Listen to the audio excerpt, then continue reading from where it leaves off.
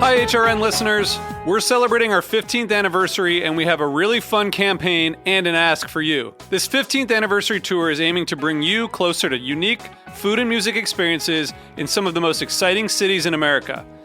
All the while, we're raising funds to support our work empowering the next generation of food systems storytellers through our fellowship programs. Here's how it works. Donate to HRN and be entered into a raffle in the city of your choice to win a dinner for two at a noteworthy restaurant and tickets for two to a concert at a prominent local venue.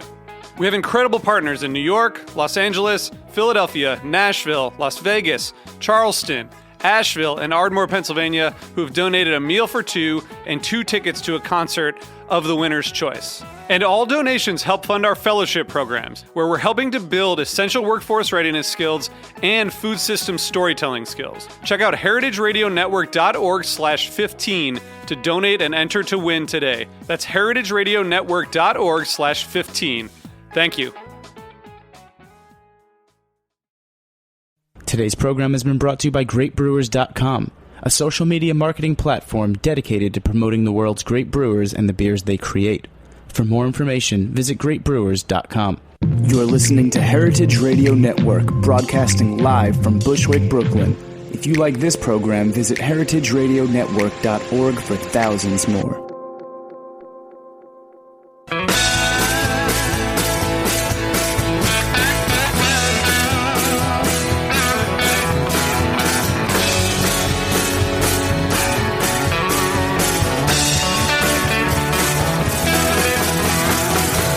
Hey, welcome to Beer Sessions Radio on the Heritage Radio Network. It's April 30th, 2013. I'm Jimmy Carboni from Jimmy's Number 43 in the East Village and the Good Beer Seal. Hey, we've got GreatBrewers.com as our sponsor. Check them out. Learn more about beer and everything you want to know about beer. GoodBeerSeal.com, our supporters. All right, here we are, Heritage Radio Network. It's our favorite nonprofit online radio network. You can be a member. There's a lot of special events and special deals for members all the time. And hey, gosh, it's April, and it's almost May. And I got some special guests. I got Annie. I only know you as Annie Likes Beer. She's been on the show a few times. She's a certified Cicerone. Hi, Jimmy. How are you? What's your real name, Ann? Everyone calls me that. Ann Becerra, but Ann Likes Beer is pretty common. All right, and we've got a favorite guest, Alex Hall, who's like the Gotham imbiber, the cask guy of America. He's here. Hi, Jimmy. How are you? And what did you bring us? I brought us 3 beers from Wandering Star. Thunderbolt IPA. The Burt Disqualified Imperial Stout, and our brand new spring-summer seasonal Catcher in the Rye, a 5% rye pale ale. All right.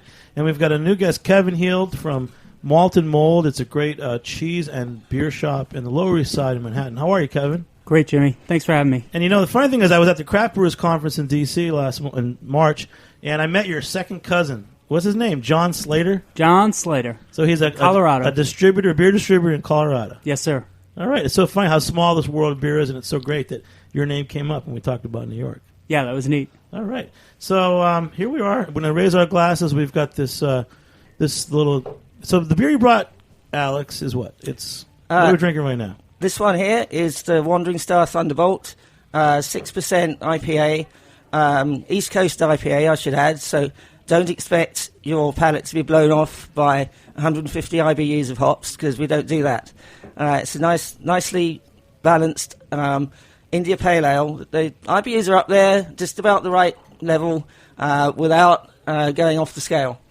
And this is a freshly filled growler, which I filled about an hour ago at DBA Brooklyn, straight from the beer engine. So this is actually a cask growler.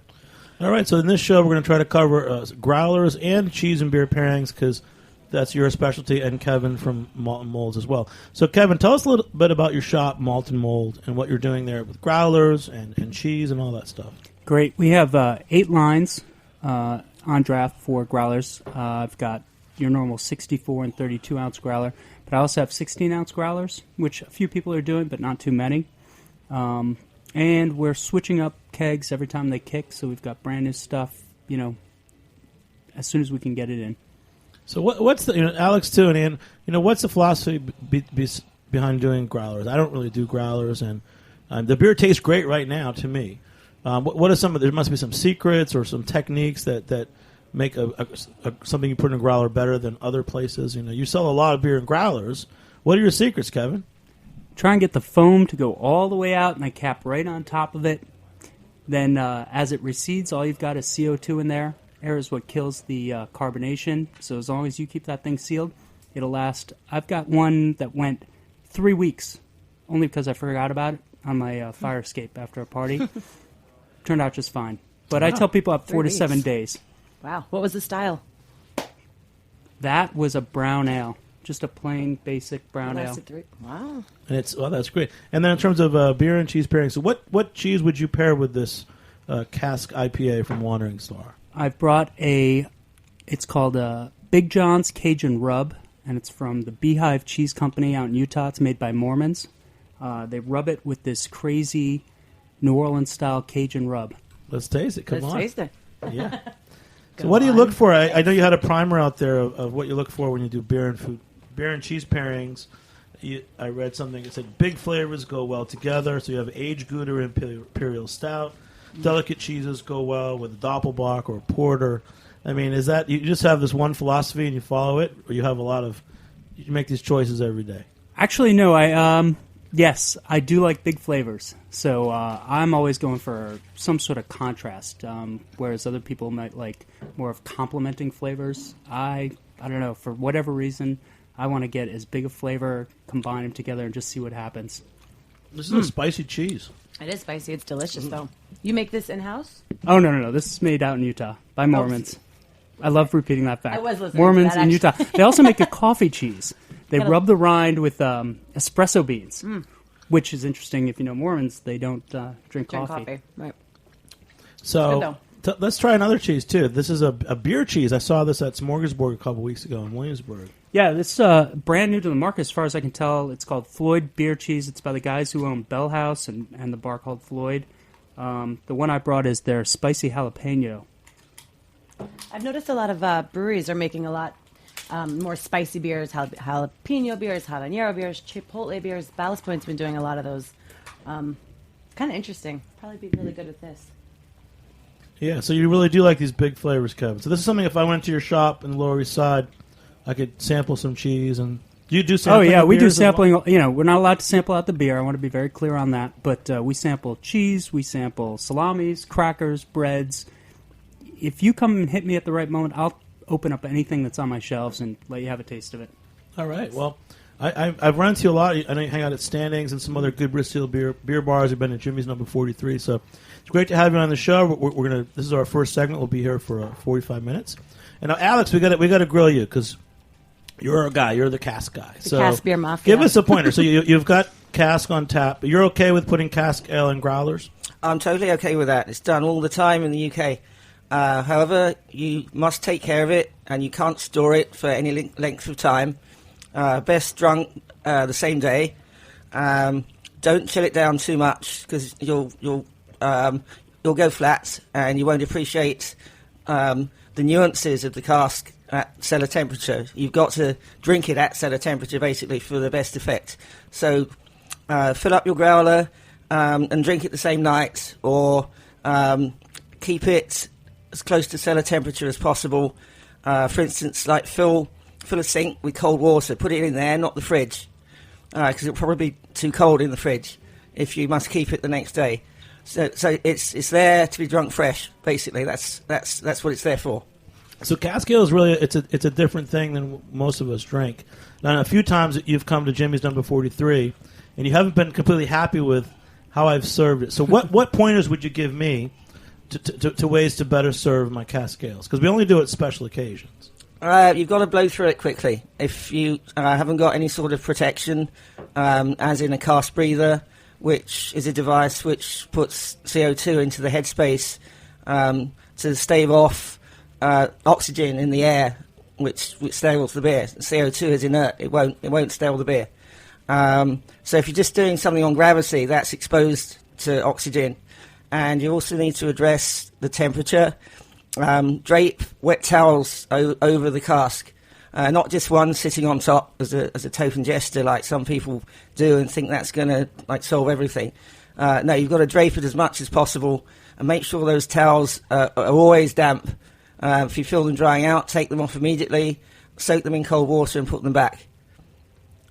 All right. Do you guys have a cask program at Ginger Man? We do, actually. We have 2 rotating casks at all times, and then we're bringing back the Gravity Cask Wednesdays. So we just tap a different one every Wednesday. It kind of lasts 2 to 3 days.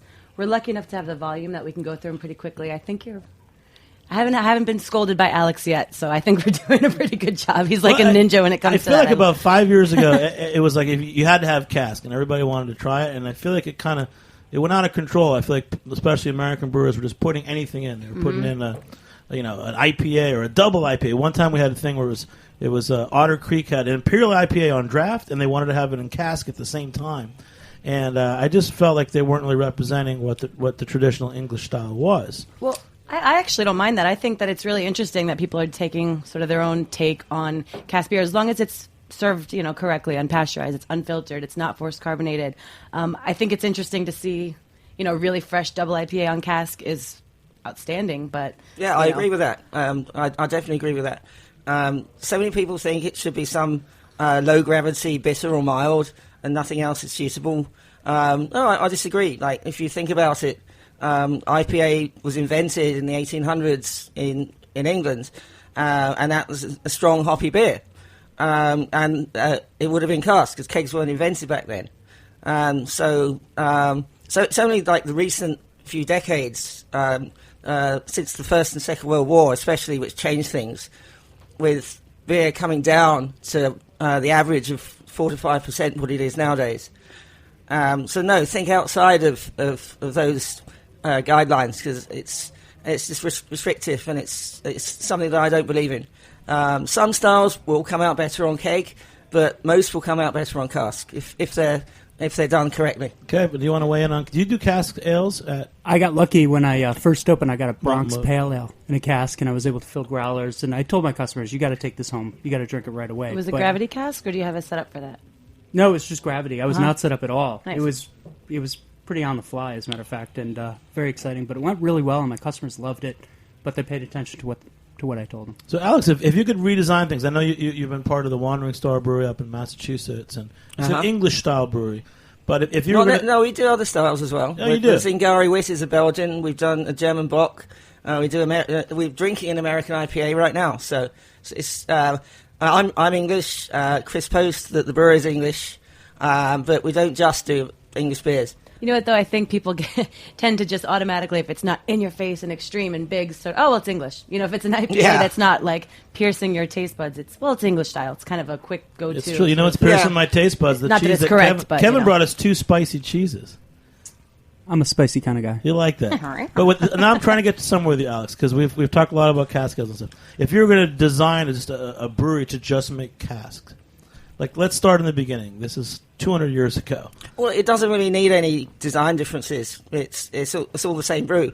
You just got to treat it differently after it's fermented, basically. You've got to stop the fermentation just before the end, so there's some yeast still active in there. And rack it off, keep it warm, put some sort of priming in the cask. So it's just a different technique when kegging, basically. It doesn't need any differences in design in the brewery. And that shows, because most breweries around here actually do cask. There's very few that haven't embraced it now. I think the biggest way to expand cask programs at breweries is to just educate customers. That's like, if you could have the greatest cask program at a bar or at a brewery, and if it doesn't sell in 3 to 4 days and people don't understand what they're drinking, you're losing a lot of beer. You're going to be tossing a lot of beer down the sink. So, education is key, in my opinion, when it comes to cask beer. Exactly. That's why I like cask breathers. A lot of people don't know what they are. But that's a device to keep cask beer fresher longer. And how does that work? You attach it to a CO2 bottle, and regulator set around 4 psi, so very, very low. And the cask breather is a demand valve, which just opens and shuts when there's a vacuum created. And on the other end of the breather, you attach a hose and a spigot into where the spiral peg would go. So in that hose, when there's a vacuum, that demand valve, the cask breather itself, will open briefly and squirt a little bit of CO2 in, just a little bit, so it won't get in the beer, but it will form a blanket over the top of the beer, to keep it away from the oxygen in the atmosphere. Well, I like the cask that you poured for us in the growler. Cheers, thanks. And it goes really well with a spicy cheese. Yeah, it is. It's All right. calming. Hey, we're going to Cheers. take a short break. We'll be back in a few minutes on Beer Sessions Radio.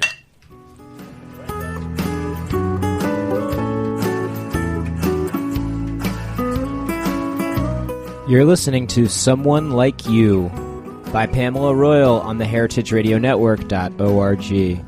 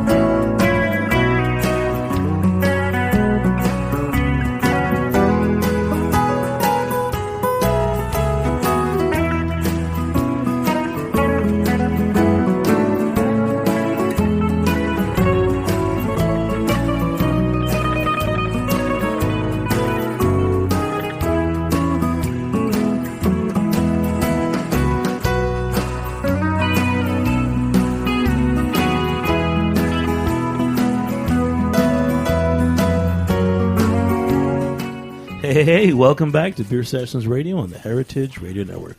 We have a great lineup tonight. We've got Ann Likes Beer, Ann Becerra. I only know you as Annie Likes Beer. That's Alex okay. Hall, Wandering Star Brewery, cask expert. Kevin Hill, Malt and Mold. It's a great lineup here. And we tasted some cheeses. You brought 2 spicy cheeses. And what's your philosophy behind that? It's you like extreme pairings. What's the deal, Kevin?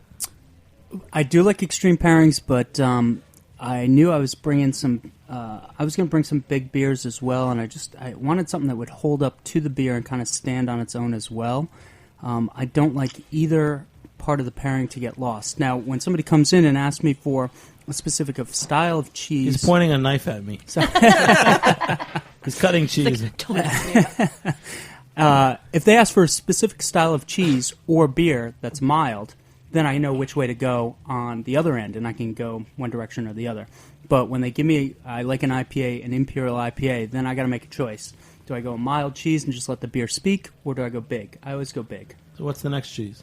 We have a Gouda. It's an American Gouda called Marieki Premium. It's from the Holland Family Cheese out in Wisconsin. All right. I believe it just won an award in the American Cheese Championship last year. And Alex, what's the next beer you poured for us? This is our brand new one. It's called Catcher in the Rye. And this is our spring summer beer. We had USSR Ultimate Summer Session Rye last year. We're not doing that. We've got this one this year. It's a fairly similar recipe, but a little bit stronger. That was 4.4 last year. This one is 5%. And this one's a little bit paler. So a nice rye pale ale. I don't know whether to call it a session pale ale or not. 5% is kind of straggling the lines whether it's a session beer or not. But let's have a little top off on that one. I like that one. And Ann, what do you think of this pairing? So Ann, let Ann have some of the cheese, and so you're a certified Cicerone, Ann, right? Yeah, this is a part of the test, is the food and beer pairings. It's also a really fun part of my job. Thanks. Thank you. So how long did you have to study to pass the certified Cicerone? Because there's not too many in New York, are there? You know, it wasn't a lot. It's just part of the job every day. You know, you're tasting things, you're traveling, you're talking to people, you're drinking beers, and it just kind of became part of the day-to-day thing. So I was studying without realizing I was studying, and when I decided to take the test, I don't know, probably about a good 2 weeks of intense book studying, and then the rest is just on the job, sort of learn as you go. Tough gig, right? No, it's good. So it's American Gouda with the Wandering Star Rye. Oh, this is a good match, yes. Yeah. And now it brings into we have a guest who's called in. He's from Philly, Steve Wildy. Steve, hey guys, how are you? How you doing? Great, man. Hi, Steve. So tell us about what you've done. How was the Philly Beer Week? Oh, it's coming up. We're starting Philly Beer Week. Well, first of all, I wonder how I got left out on this whole beer and cheese thing. I'm sitting in my office like a loser drinking water. Next time you have to take the Chinatown. You know, there's a $15 Chinatown bus from Philly to New York. It takes about 2 hours. All right, cool. Next time. All right. So, yeah, Save Philly you Beer some. Week is coming up. We got last week of May into the first week of June. It's one of the nation's biggest beer events, and we're thrilled to be involved with it at Alaspina. All right. So how did you Dying get to eat started? there. You have a good story. You're a really interesting guy. You went to the Drexel University. And so how long have you been doing this? It's like hospitality management. You were a GM. But you've really been involved with beverages. So just tell us about your background. Yeah, you got it. So I work for a restaurant group in Philly called the Vetri Family.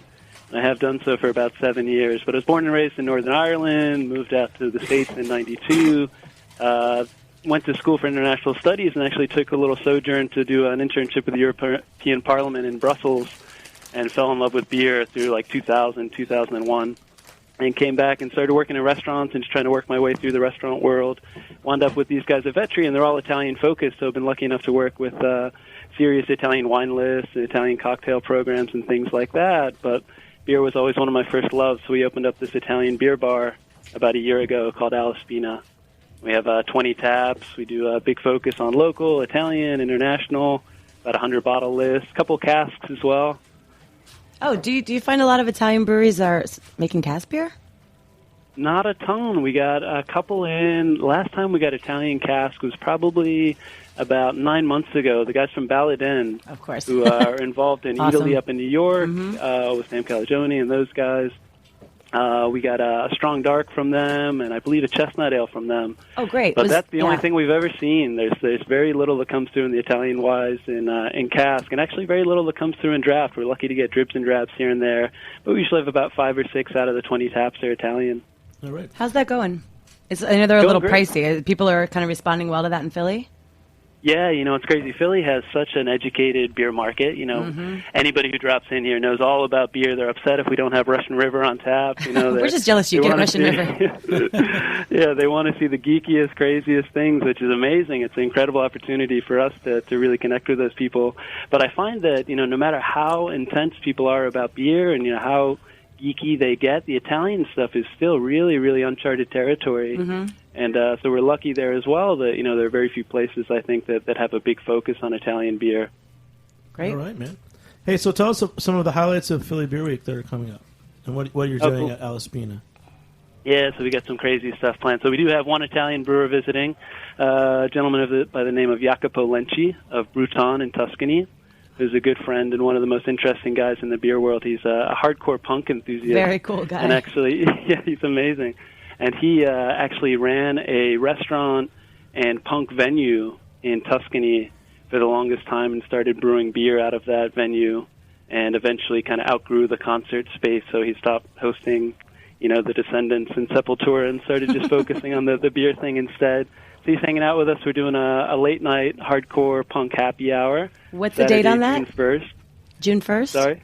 June 1st, Saturday night, yeah. He'll be here hanging late night. We'll be cranking some Misfits. I will see you there. Yeah, all so right, we're cool. definitely Yeah, come coming on down. We'll have all you guys in. Yeah. It'll be amazing. Philly Beer Week at Alaspina. Hey, so we're doing with beer and cheese pairings and beer and food pairings.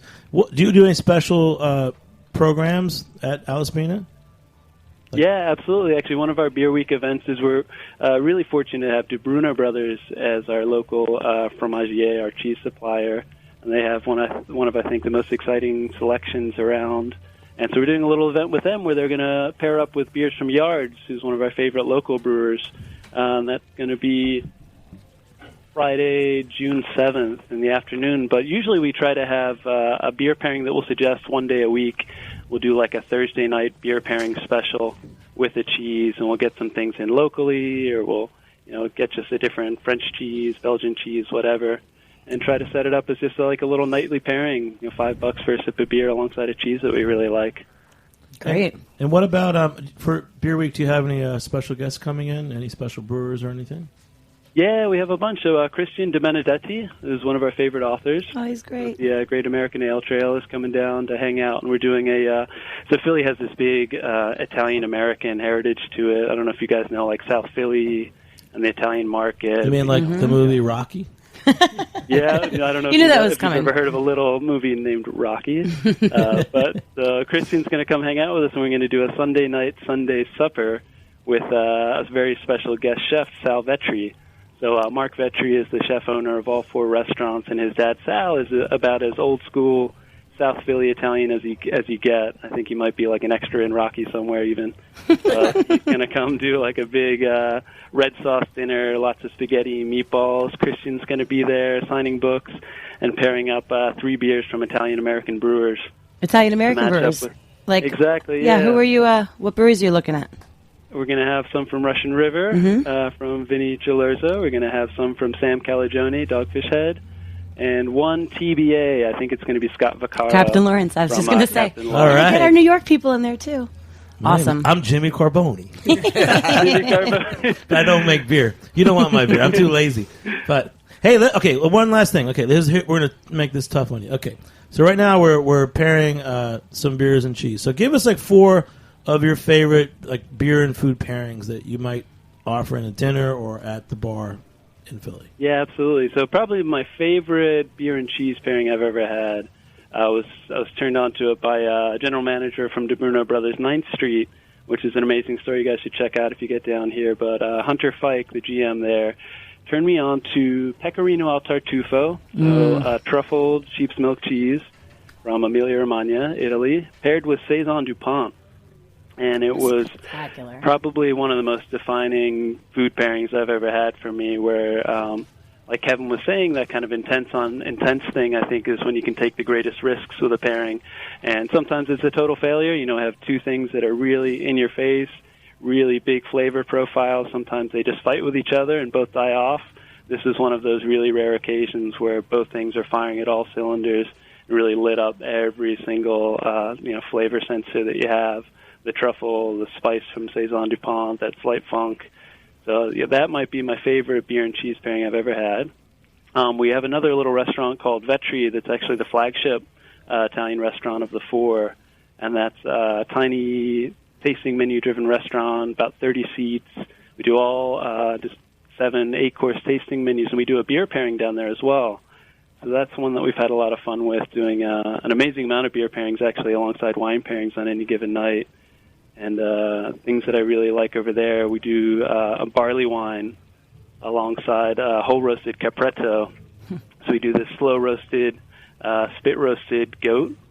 So it's really kind of barbecue-style, smoky, crispy, fatty, over polenta, and paired with a big, intense barley wine. And actually there's an Italian one from an Abruzzese producer, Almond 22, that incorporates some chestnut honey and citrus peel. And that's that big, smoky, rich, and that sounds good, doesn't it? Oh my gosh, I'm like drooling as you're talking to me. You guys enjoy your beer and cheese. I'm going to talk about exactly. my pairings over here. The cheese was sounding really great until you start talking about polenta. All right. Well, listen, Steve. Guess what? We're just too hungry now. So hang on. I'm going to ask Kevin. So Kevin, you jump in now. So you must have a favorite beer and cheese pairing. No, all I'm going to say is that when we do the truffle cheese and Saison DuPont pairing, we're going to name it after you.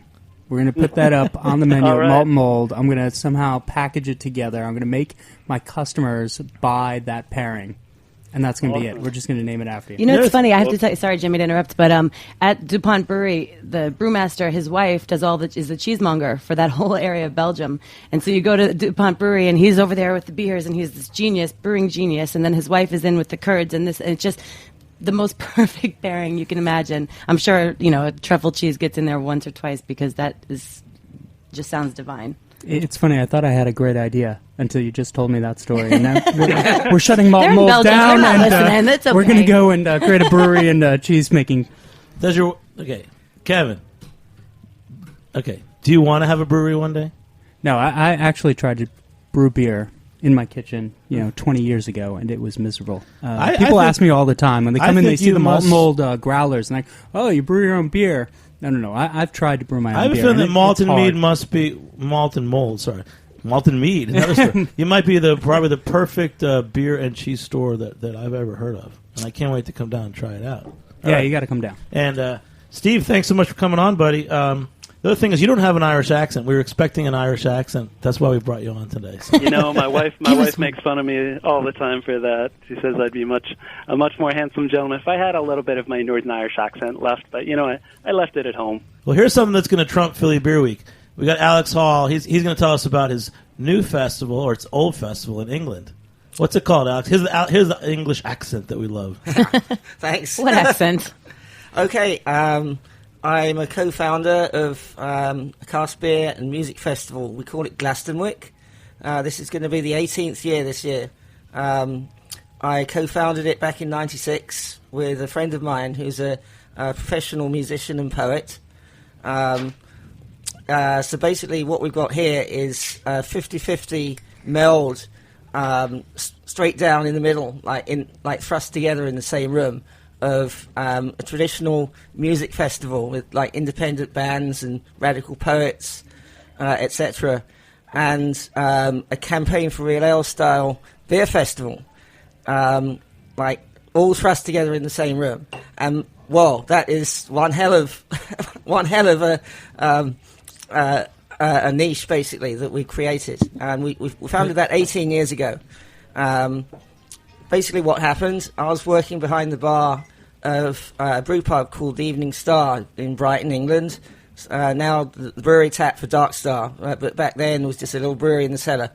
And it was like a slow afternoon, and my friend Attila the stockbroker walked in, gagging for a beer after just coming off a tour in multiple venues where all there was to drink was crappy, mass-produced, fizzy gnat's piss, as he put it.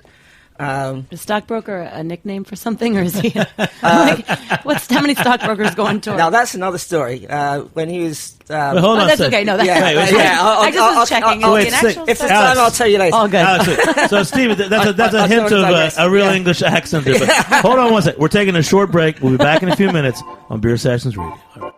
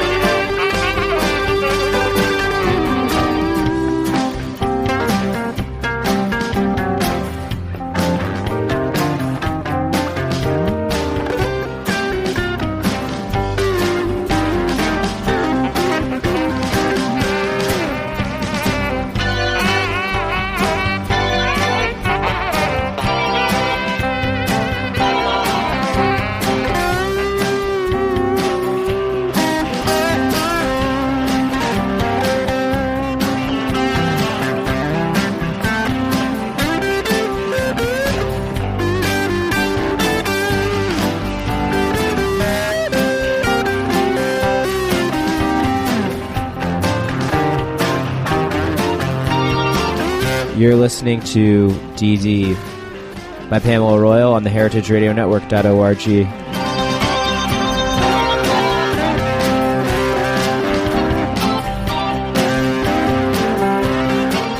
Hey, welcome back to Beer Sessions Radio on the Heritage Radio Network. We're out here at Roberta's in Bushwick and Brooklyn, New York, having a great time with Ann Likes Beer, Alex Hall, Kevin Hield, and Kevin, what did you just taste us on? We've got Barrier beer here. Which one is this? This is the Beach Street Wheat. It's a Belgian-style wheat beer. And what did you pair that with? It's not really a pairing. I think it's working. I think it's working, too. I was thinking it accidental. Thought I'd serve it up. This is Charlito's Cucina salami, and this is their Trufa Secca, so there's little hints of truffle mushroom in that. And where is this from? Yeah, he's out of Long Island City, so he's a local guy, and he was producing locally until he got too big, and now for USDA purposes, he's in St. Louis, but I believe he's working on bringing it back home. He's committed to this territory. So on the air, I've tried to talk while I eat pizza. It doesn't work. Earlier this whole show, I was eating cheese and it worked. Can't eat the salami and talk at the same time. But Ann, you've been to a lot of places. Hazard. Yeah, right. You've been to a lot of places. You're hanging out at Saison du Pont. and you know all these people. Tell us a few of the other breweries that you've been to, because you're really an insider in the beer world. Yeah, I think it's really important. I think for me, it's obviously I love beer and the flavors and everything is great about it, but I think, something about the connection to where it comes from is really important for me. The culture of a place, going to a place like Saison DuPont, which is a generational, brewmaster, and it's been there forever. And I'm touring it, I'm walking around and I see the copper tins the big, where they would hide from the Nazis when they were collecting all the copper, and how they used to fire up it's something about it. When I drink a Saison DuPont, perfect example, it's like I feel like I'm transported to Belgium.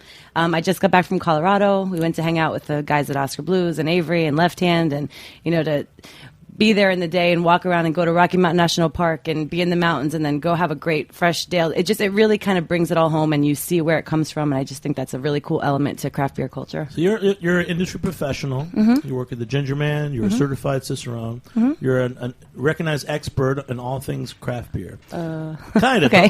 When you go to these places, do they fly you out? Do you get paid? No. This is your something. Vacations? Listen, this is something when I, decided to turn my hobby into my job.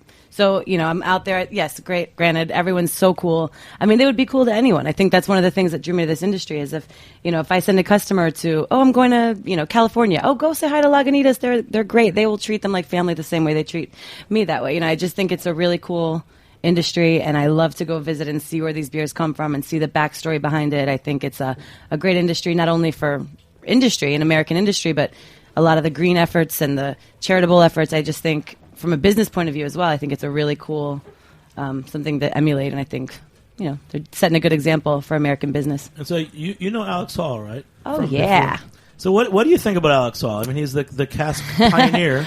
You call him pioneer. I call him a mafia, a craft beer, a cask beer mafia. I think he's awesome. I think it's really great. I think a lot of times, especially now, you have these big companies masquerading as craft, and everyone's jumping on the bandwagon. Everyone's trying to kind of get a piece. And I think to have someone who's so genuinely passionate about traditional styles and something like cask beer is great. When he shows up and he always, what do you have in cask? First question. What's going cask? Okay, here. And I'm like excited to give it to him. Like, taste it. It's fresh. You're gonna love it. Like, I know that he's not gonna, that he's gonna enjoy it. And I think it's really cool. I think it's nice to have people check other people once in a while, so we don't get too crazy or. I think it's awesome. I do make a joke, like, you handle your cask wrong, he's going to jump out of a potted plant somewhere and yell at you. But I think it's it's good for the industry, personally. I think it's awesome. Right. And you were talking about your festival in Glastonbury. Glastonbury, yes. There's nothing like that in America. There's not really a true cask ale festival here. I'm trying to... I introduced, basically, myself, the concept of a small cask festival in a bar. 10 years ago at the Brazen Head in Brooklyn. Now I do them at DBA Brooklyn in Williamsburg. There's basically like Brazen Head needed the space at the back rather than have it have a fridge there that's only going to be used 3 times a year. So it quite kind of like didn't work out there ultimately. But now I'm doing them at probably twice a year. Only once because of Sandy in the last year, but in theory, twice a year. November. What a bitch! Yeah. Cheers. Yeah, cheers then. Yeah, so probably November the next one, and then probably for next year's Craft Beer Week.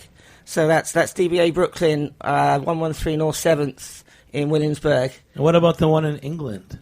Glastonbury. Yeah, sorry, I ran out of time in the last segment. That's going to get... Can you say the name of that festival again? Glastonbury. I love that. Glastonbury. Yeah, so it's a play on the Glastonbury Music Festival. We founded it in a suburb of Brighton called Southwick. So Glastonbury and Southwick, shortened to Glastonbury. So it stuck.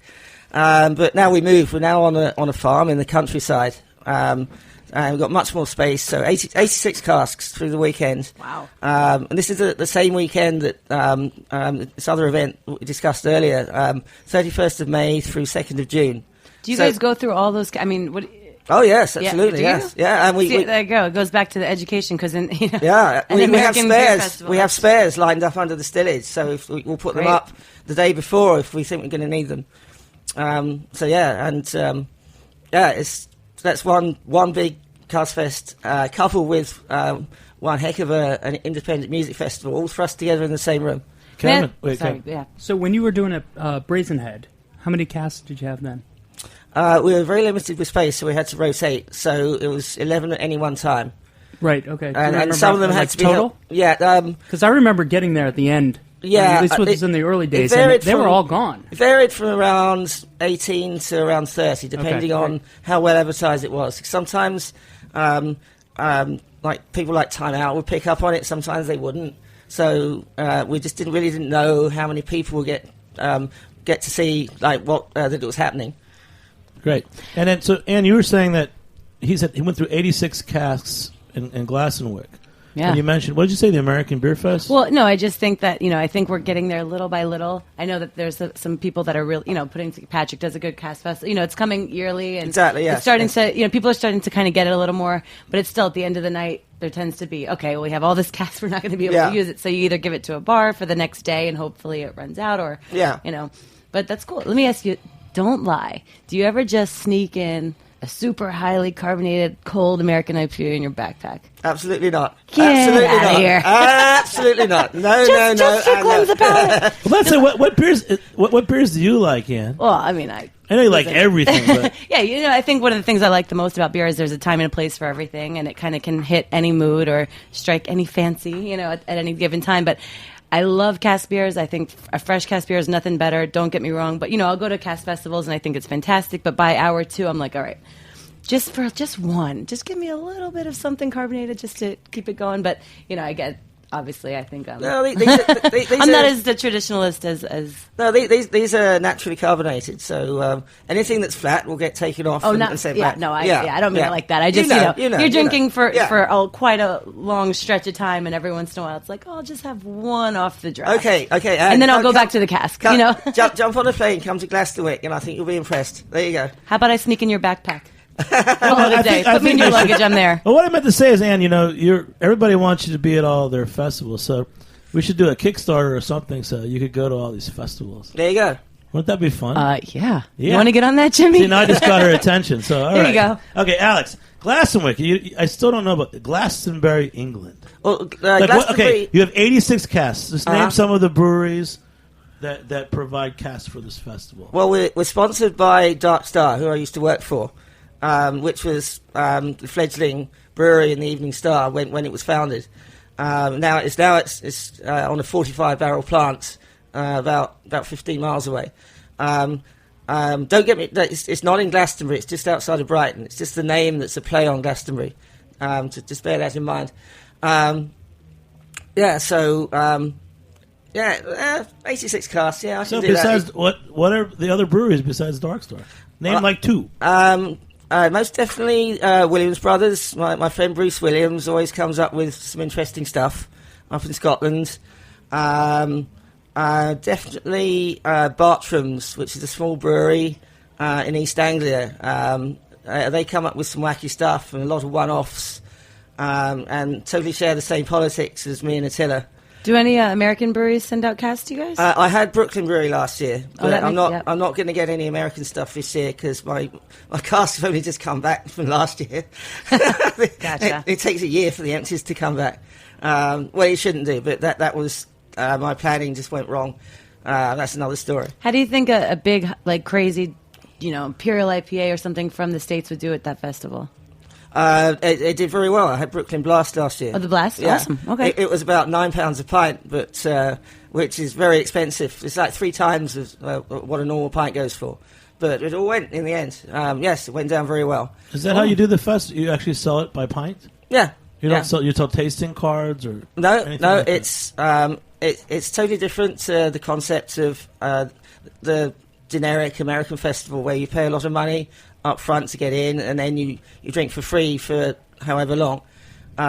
Here, there's a nominal entrance fee, which pays for the bands and the shuttle bus, because this place is in the middle of nowhere. I have to hire a shuttle bus to go back and forth all weekend.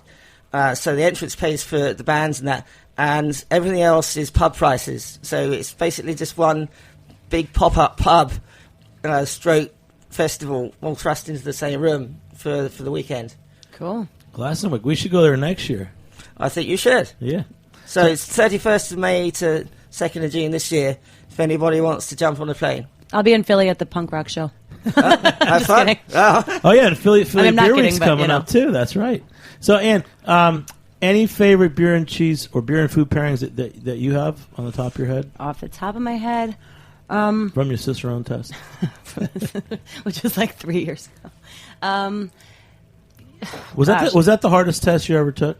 No. No, it wasn't hard for you. I mean, no, it wasn't that it wasn't hard. I think that it's if you're in it every single day and that's kind of what your job is and that's what your day-to-day is, it's kind of fun. Do you think that more people in the beer industry should be taking the Cicerone I don't know program? that it's like, the end result is why you did it. I mean, for me, it was things like draft systems and processes and, things that I don't do on a day-to-day basis that I wanted to kind of get more of a handle on, and this gave me a definite date to study up on those things.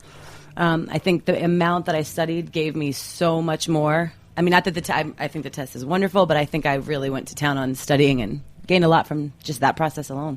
Very Awesome. cool. Yeah. And Kevin, anything else you want to say about the malt and mold? We're having our 1-year anniversary this Saturday, May 4th. Congrats. From 3 to 6. Thank you. We're having a bluegrass band, Goose Island tasting. I've got the... Inside the store. Inside the store, we have the beer tasting. Everything else is happening outside. We're talking about a 300-square-foot space. But I have the Bourbon County Stout in-house right now for that tasting.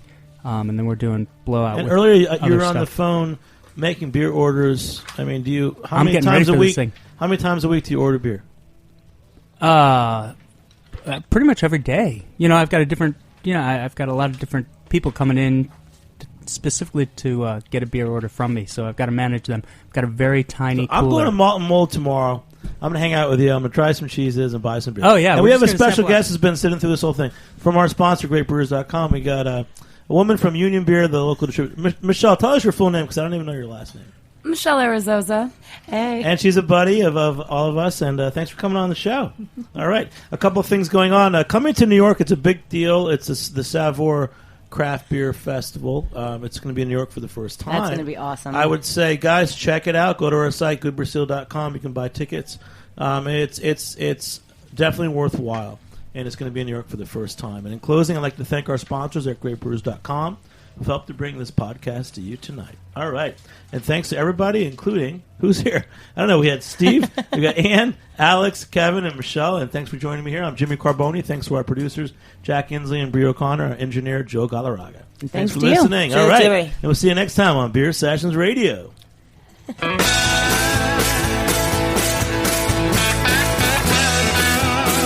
Thanks for listening to this program on heritageradionetwork.org. You can find all of our archived programs on our website or as podcasts in the iTunes Store by searching Heritage Radio Network. You can like us on Facebook and follow us on Twitter at @heritage_radio. You can email us questions at any time at info@heritageradionetwork.org. Heritage Radio Network is a non-profit organization. To donate and become a member, visit our website today. Thanks for listening. Hey there, I'm Lee Ullman here with some big news from the National Young Farmers Coalition. We're partnering with Heritage Radio Network on a special season of The Farm Report. It's all about what's happening with the Farm Bill and how it impacts farmers and eaters. I am growing diversified vegetables on land that's been in our family for 150 years. And so with the pandemic, gentrification, property values going up, we had to sell the land and we lost it. Join us as we uncover the untold stories behind this massive piece of legislation that shapes how we grow our food, what we eat, and so much more. The problems we have had, those are things that come from earlier Farm Bill and USDA policy, right? Like Earl Butts, get big or get out. It's my responsibility to know not only what I'm eating, but then like how that all came to be. And realize wow, this piece of legislation, all this money, it's technically something that I support as a taxpayer. While Congress debates the next Farm Bill, this is not just an invitation to listen. It's a call to action. Be part of the conversation. Subscribe to the Farm Report on Heritage Radio Network, wherever you listen to podcasts.